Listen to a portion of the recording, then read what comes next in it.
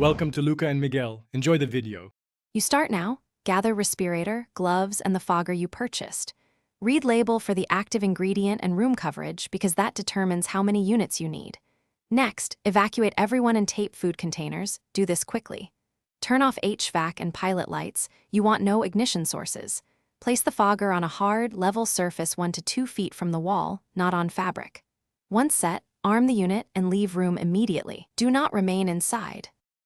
Once outside, lock the door and wait the full dwell time specified on the label, because that lets the aerosol reach hiding spots like mattress seams and baseboards. Do not run fans or HVAC while fogging. Circulation reduces deposit on contact surfaces. After the dwell period, return only after the minimum wait, then open all windows and doors to ventilate. Airing out for 30 to 60 minutes flushes residual fumes. Make sure to run ventilation longer. You'll finish by removing fogger cans and any residue. Wait at least 24 hours before intensive cleaning, because immediate wiping reduces efficacy. When you do clean, wipe down food prep surfaces and washable items to remove deposits.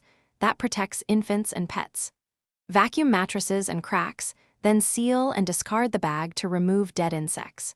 If bed bug activity continues despite correct use, call a pest professional. Foggers often fail to reach deep nests, and you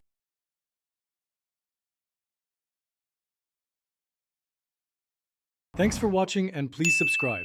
It's the best investment you'll ever make.